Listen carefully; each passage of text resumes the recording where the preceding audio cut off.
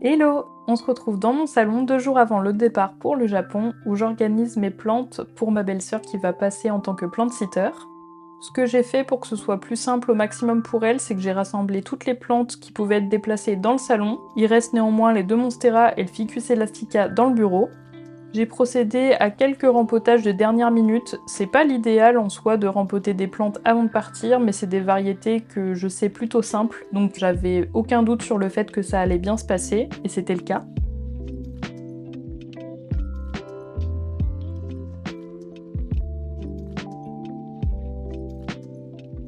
La seule plante où j'étais pas sereine à l'idée de la rempoter, c'est cette alocasia, mais j'avais vraiment trop procrastiné pour attendre. Elle est restée en vie durant le voyage, mais quelques jours après mon retour, elle a décidé de passer l'arme à gauche. Évidemment, j'ai fait ça en musique, parce qu'il fallait bien se motiver. Et concernant les lapins, ils seront en vacances en pension pendant 3 semaines, à la pension créée par le refuge Les Grandes Oreilles. La veille du départ, on s'est assuré que tout était prêt avant de passer la journée en famille pour l'anniversaire de ma sœur. Le lendemain, lundi 28 avril, nous voilà partis direction Paris. Le décollage avait lieu à 20 h à Roissy-Charles de Gaulle, donc on avait pris un train le matin pour être sûr d'avoir une marge de manœuvre en cas de retard de la SNCF. Finalement, tout s'est passé comme sur des roulettes, donc la journée était un peu longue, mais on a trouvé de quoi s'occuper. Le plus long restait encore à venir puisqu'on avait 14 heures de vol, c'était un vol direct entre Paris et Tokyo. On a fait beaucoup de picross et on a fait une installation de zinzin pour regarder les carnets de l'apothicaire saison 2.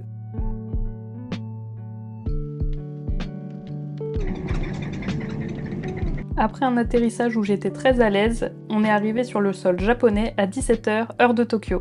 L'idée est de regagner notre hôtel, pour ça on a pris un taxi, de manger et de se coucher au plus vite pour se recaler sur l'heure locale. Dites bonjour au vlog.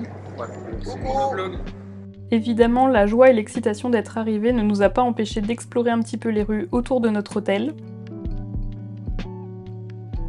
On a mangé des onigiri dans un parc et on est rentré.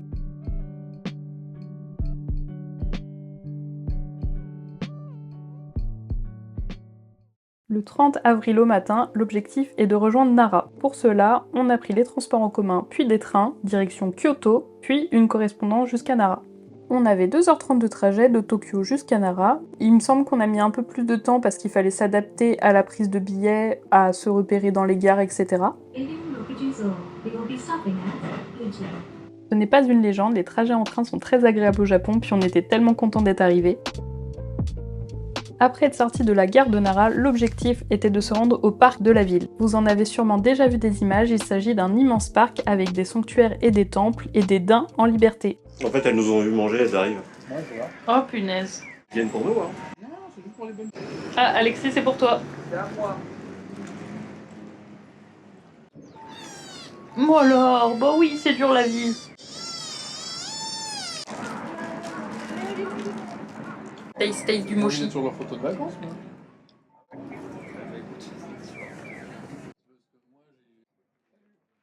En fait, tu peux les donner, elle est dessus, là. Oula. Ouah. Mais tu sais qu'on a rien, Ah, hein. donc en fait, c'est juste des morsures. Nous avons continué notre balade au cœur du parc en nous dirigeant vers le sanctuaire aux lanternes appelé Kasuga Taisha. C'est un sanctuaire shinto qui est payant, son entrée coûte environ 700 yens de mémoire, ce qui équivaut à 4 €, mais l'ambiance qui émane de ce lieu les vaut largement. Plus on s'en rapprochait et plus les biches qu'on croisait étaient calmes et paraissaient en meilleure forme. Arigato gozaimasu. Sur le chemin qui mène à ce sanctuaire, on a croisé différents temples et sanctuaires de plus petite taille, des lanternes en pierre avec de la mousse et du lichen, et des bouteilles de saké qui sont des offrandes. Dans l'enceinte du sanctuaire aux lanternes, il y a également le jardin botanique Magno qui compte plus de 200 espèces de glycines. C'est un lieu que j'aurais adoré faire, mais on a préféré passer notre tour pour cette fois parce que les glycines qu'on observait en dehors de ce jardin paraissaient un petit peu fatiguées et on avait peur d'être déçus. Je vous laisse avec des images de la suite de la journée.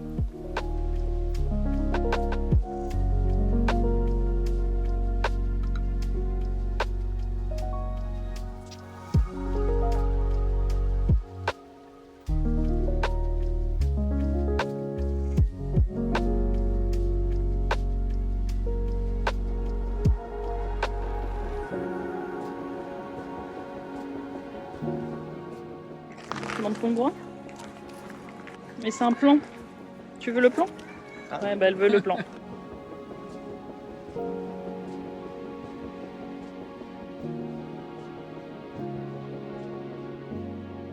Autour d'un lac, vous avez le pavillon Okimido qui est magnifique. J'ai pas pensé à filmer, mais j'ai pris des photos.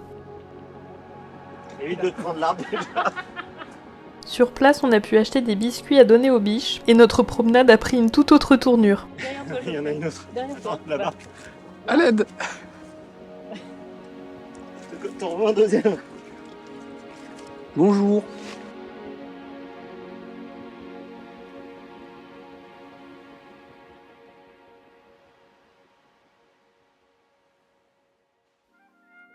Non mais il me crée une mise en scène et tout.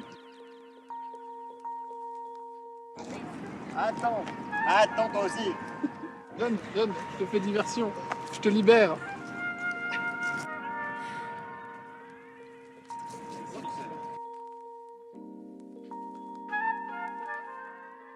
On vient d'arriver dans le second logement qui est à Nara.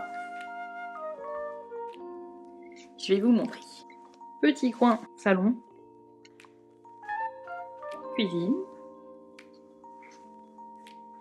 Suite de la cuisine et buanderie. Les super toilettes. Et la baignoire. Coucou.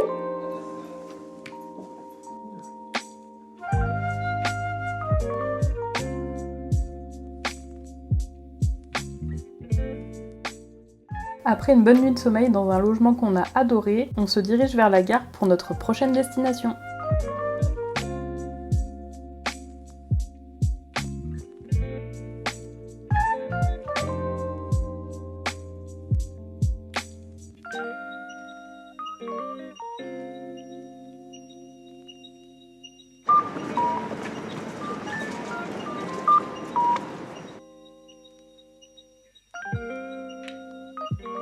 Il est trop mignon.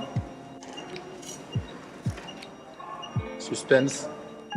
Elle va nous péter la table. Alors en vrai, il est pas si mal. Après 1 heure de Shinkansen, nous sommes arrivés à Osaka et plus précisément à Abino-Hakura, qui est l'un des plus hauts immeubles du Japon.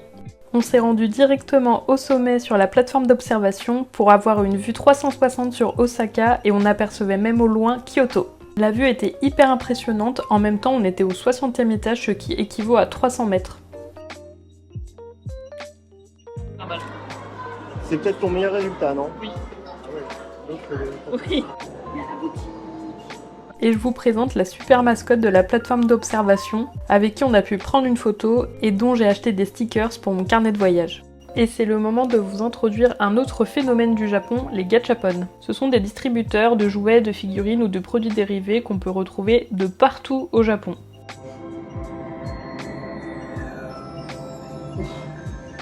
Ah, j'ai mon cerveau qui s'est cogné.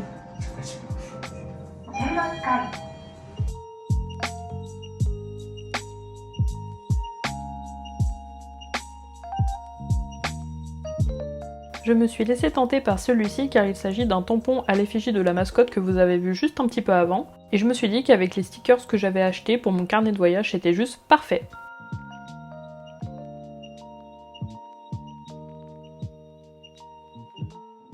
Il est pas fameux ce tampon. Malheureusement, il marchait pas super bien. Et après l'ascension et la descente de ce gratte-ciel, il est l'heure d'aller manger.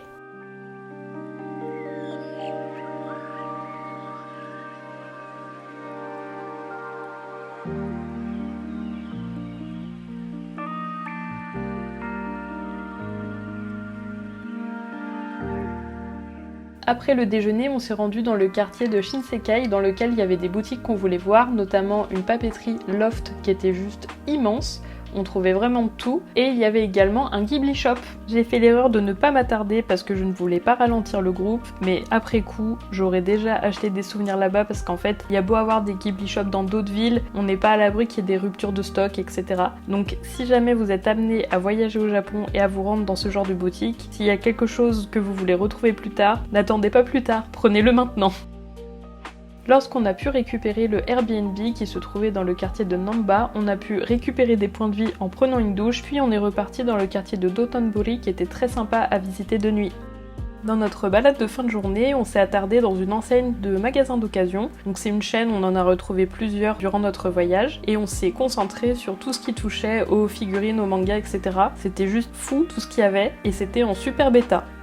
Et c'est donc le deuxième jour qu'on a mangé nos premiers sushis. Pour vous donner un ordre d'idée d'ailleurs sur les prix, pour 2 personnes, on a mangé une quarantaine de sushis et il me semble que j'avais pris une boisson et on en a eu pour 23 € par personne. Alors en soi, vous pouvez me dire qu'en France on a les mêmes tarifs, sauf qu'en fait on en a moins en termes de quantité, puis la qualité de poisson est pas du tout la même.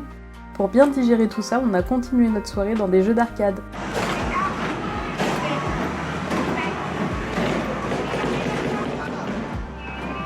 Et on avait une petite place pour le dessert, donc on a mangé notre premier taiyaki.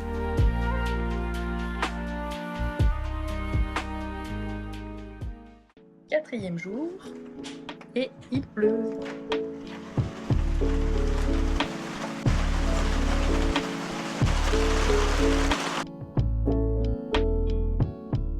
Bon appétit tout le monde. C'est de la frappe atomique.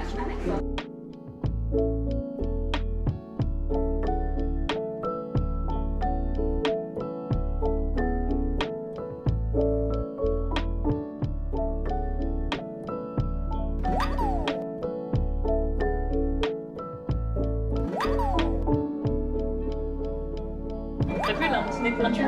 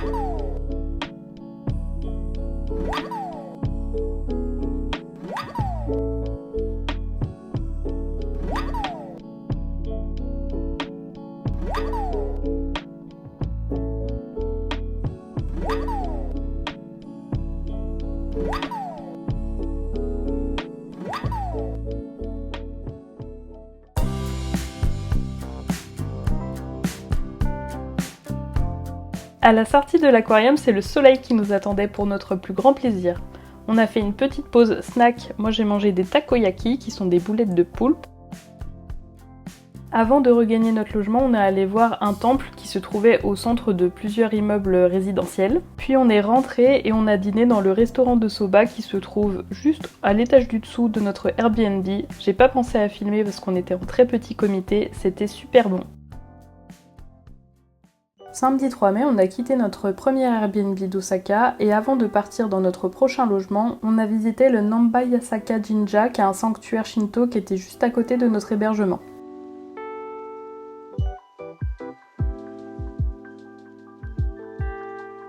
La tête de lion qui rend ce sanctuaire emblématique fait 12 mètres par 11 mètres, c'était assez impressionnant. Et après cette visite, on a pris le métro pour se diriger vers le château d'Osaka.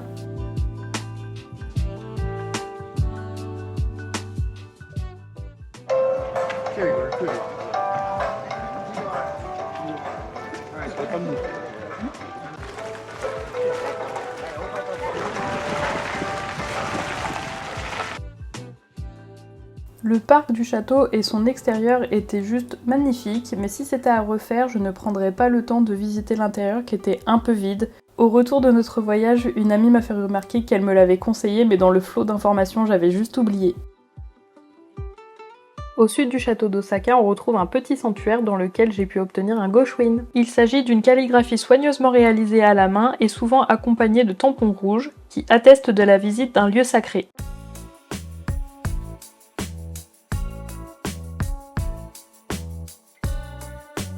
C'est pas mal. 3 c'est pas mal. J'ose pas manger. Comme vous l'avez vu, on a mangé un délicieux curry japonais. Il y avait beaucoup de choix et d'options possibles, mais on s'est laissé tenter par la meilleure vente conseillée par le patron du restaurant qui était juste adorable. Nous nous sommes dirigés vers le sud-est d'Osaka pour visiter l'un des plus vieux temples bouddhistes japonais.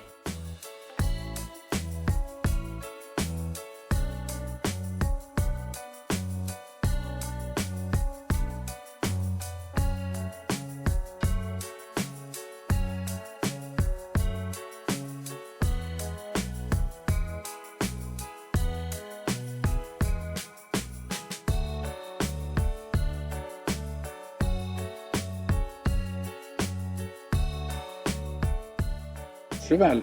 Umeno yoni. Dans cette brocante, on a pu voir des illustrations de style traditionnel, des éventails, des pins et puis plein d'autres choses. C'était super chouette. Et à partir de 16h, quand on a pu récupérer les clés de notre prochain Airbnb, on s'est installé avant de redécoller direction la Umeda Sky Building pour avoir un point de vue de nuit sur Osaka.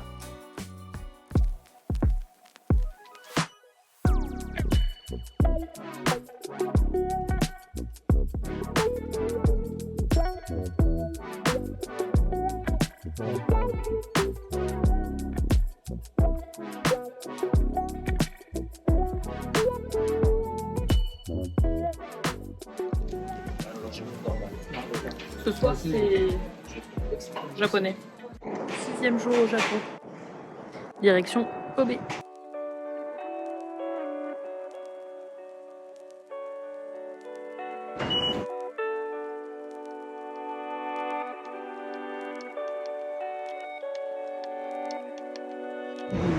On vient d'arriver à Kobe. En effet, sur le chemin de notre prochaine destination, nous nous sommes arrêtés une journée à Kobe pour visiter le jardin aromatique de la ville. Cette ville portuaire est située en bordure de la mer intérieure de Seto et son port est l'un des plus grands du Japon.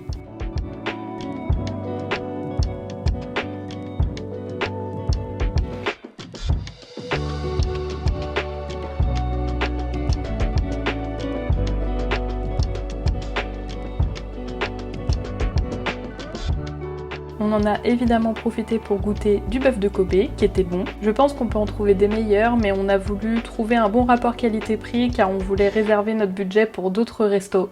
Il s'avère que du 3 au 5 mai, sur les hauteurs de Kobe, sur la colline de Kitanozaka, il y avait un festival, et c'est un événement annuel commémoratif pour se rappeler d'un grand tremblement de terre en 1995.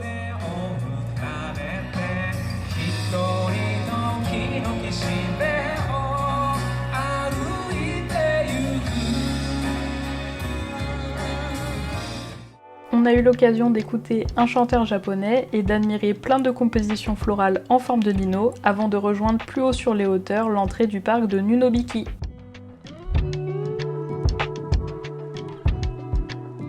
On attend. On fait la queue. Nunobiki est le plus grand parc floral du Japon avec ses 75 000 fleurs et plantes, 14 jardins botaniques et plusieurs serres.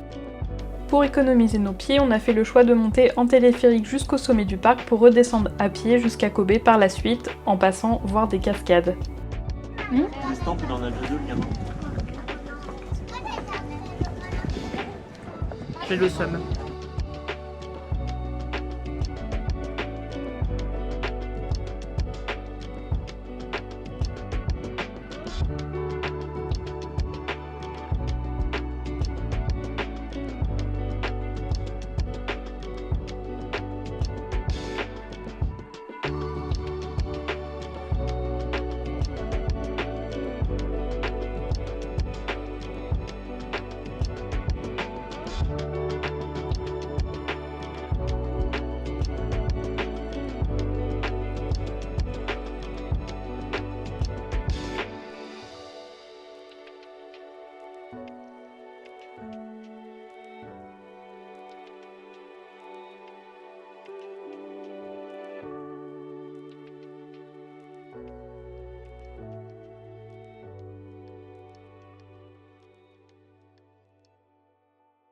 C'est-à-dire que tout ça, c'est sur l'eau. C'est construit. Alors oui, à Kobe, il y a deux îles artificielles, l'île du port et l'île de Roku, qui permettent du coup d'agrandir le port de Kobe.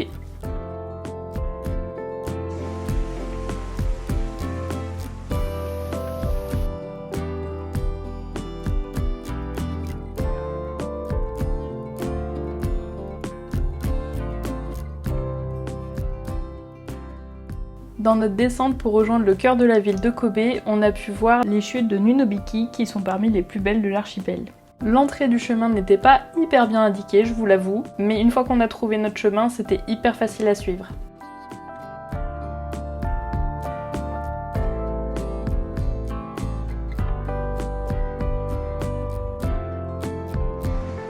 C'est joli.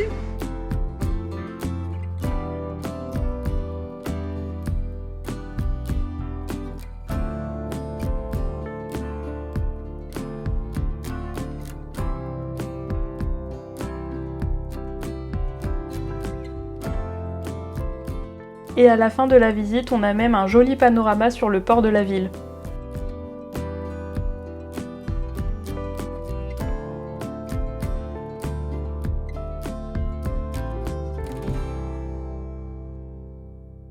On aura vu 3 cascades sur les 4, mais c'était suffisant pour nous. On est rentré manger un bon udon avant d'aller se coucher. Coucou. 7e jour ? 7e jour, on va à Himeji.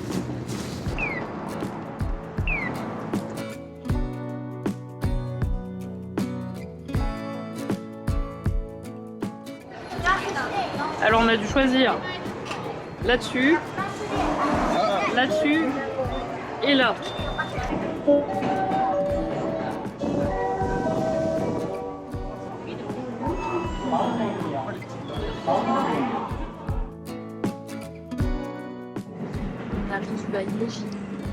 Et dès notre arrivée, nous avons repris des forces avec de bonnes pâtisseries françaises.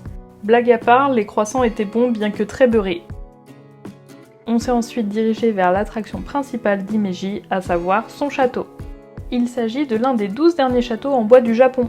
Il a été rénové entre 2010 et 2015 et son intérieur se visite jusqu'au sommet, au 6e étage.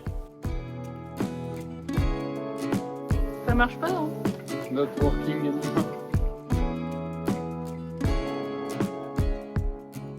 Pour le coup, j'ai préféré la visite de l'intérieur de celui-ci à celui d'Osaka.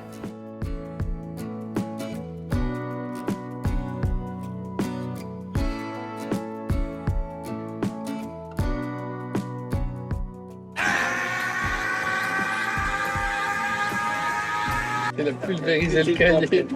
Il a fait 5 pages d'un coup. Voilà comment nous stockons nos valises entre deux villes. Avec la carte Suica.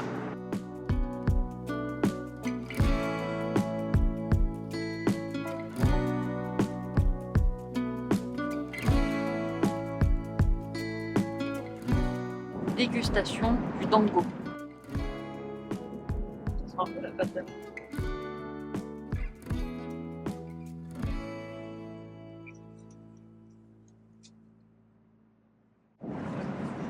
Et oui, notre passage à Himeji était express puisqu'on dort le soir même à Hiroshima. Le lendemain matin, la journée a commencé au petit-déj avec la dégustation de natto. C'était assez particulier mais j'ai réussi à en manger.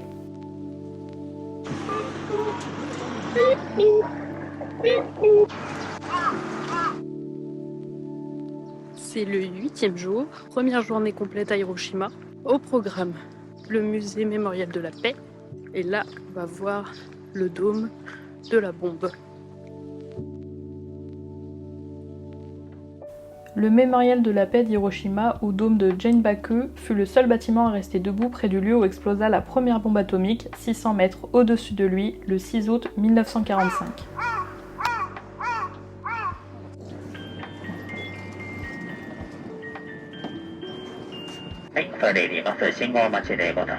Comme vous devez vous en douter, l'ambiance y était assez particulière et c'était de même pour toute la journée puisque l'après-midi nous sommes allés au musée du mémorial de la paix d'Hiroshima.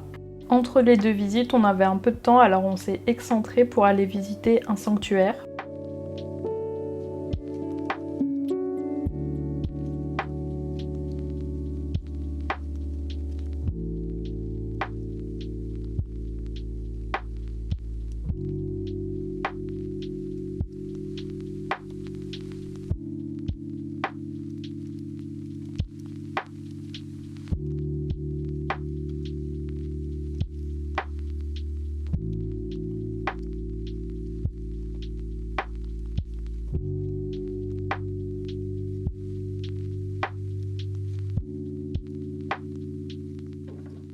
On a grimpé 500 marches et passé sous une centaine de torii pour arriver à la pagode de la paix. C'est Ninoshima, le mont Akinofuji, c'est la petite pointe qu'on voit là-bas. Oui. Et Miyajima, en fait, c'est derrière les arbres. Ok. On mange des gyoza.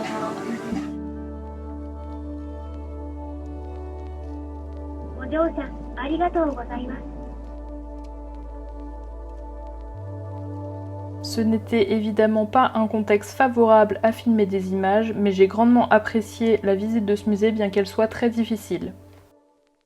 La 9e journée au Japon commence avec une petite forme pour moi puisque je suis tombée malade la veille. Après on est la team masquée. Team masquée. Et derrière il y a les teams envie. Mais une belle journée qui nous attend sur l'île de Miyajima. On a pris le bateau depuis le parc pour la paix. Ça nous a coûté 4000 yens l'aller-retour, donc soit 24 € par personne.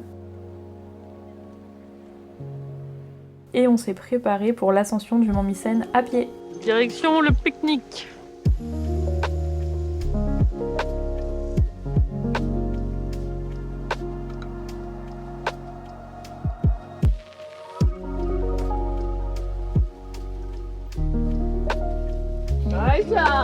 Voilà.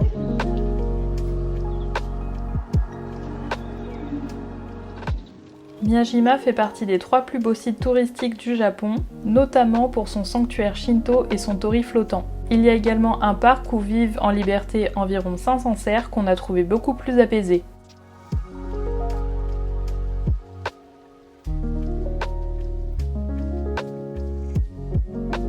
J'ai du mal à reprendre mon souffle. C'est pas difficile, c'est juste moi qui sais pas respirer. Ça m'énerve, lui il est mal placé. Oui. Mais l'objectif est simple. Hop, coucou.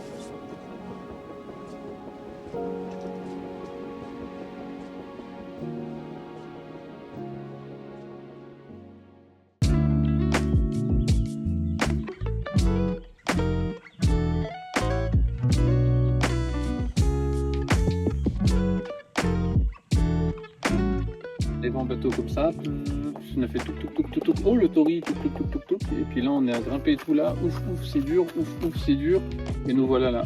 Et on a mangé où? Par là. Combatté.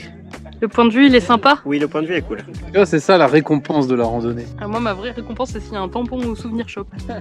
Monter au mont Mysen prend environ 1h30 à 2h, nous on a pris notre temps et on a pique-niqué donc ça a duré un peu plus longtemps. En tout cas, la vue valait vraiment le coup. On est descendu en téléphérique et on a profité du temps qui nous restait avant le ferry du retour pour faire quelques achats. Cette journée fait clairement partie de mes préférés de ce voyage et je vous donne rendez-vous la semaine prochaine pour ne pas manquer la suite. Si vous avez apprécié cette première partie, n'hésitez pas à liker, commenter et pourquoi pas partager cette vidéo à un de vos proches. Je vous en remercie grandement et je vous dis à bientôt!